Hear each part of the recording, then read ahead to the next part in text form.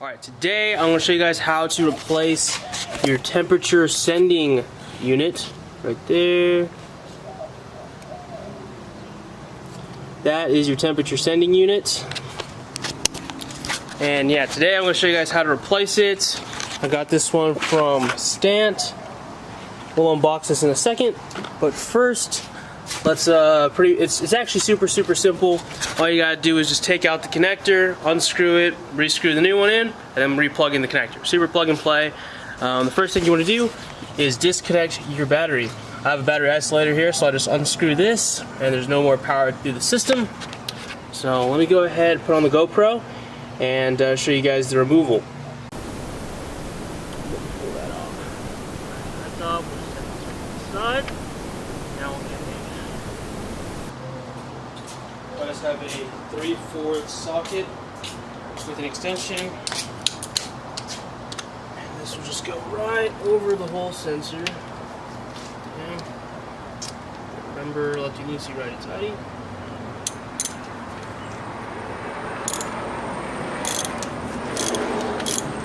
Paper towel or something.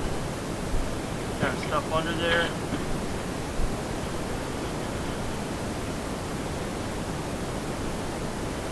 As you can see there, the old sensor comes out. Alright, so this is our old sensor here. This is our new one from Stant. That is the part number. I'll put it up on the screen and there will be one in the description box below. And here's our new one. Pretty much the same exact thing, just a little bit different in color. So let's go ahead and put this back into the Jeep. So it's pretty simple. So there is some thread locker on here, or this is actually Teflon, and that seals up the hole here. So you want to hand tighten it first, make sure it's gonna screw in. You don't want to cross thread this. It's actually super important not to cross thread. This is going directly into your block. Something you don't want to mess up. Okay. Especially when you're putting it down with the ratchet, if you have any resistance, you want to back off.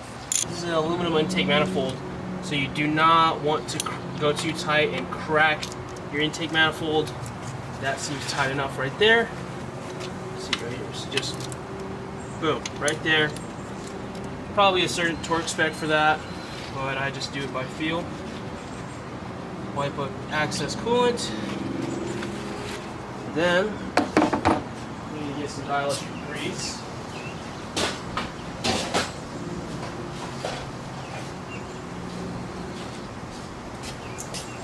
Okay, so we have some dielectric grease here, and all this does is lubricate the electrical connection.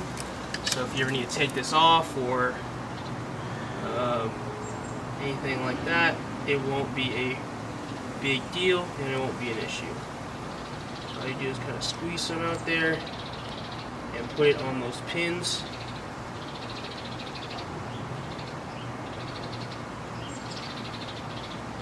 And also I like to put some in between inside the connector, so it adds a little bit of lubrication if I ever need to take it out or anything like that. It doesn't suck.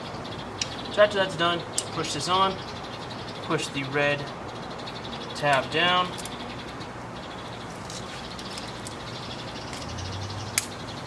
and it's locked in place. Perfect. So now you just need to reconnect your battery.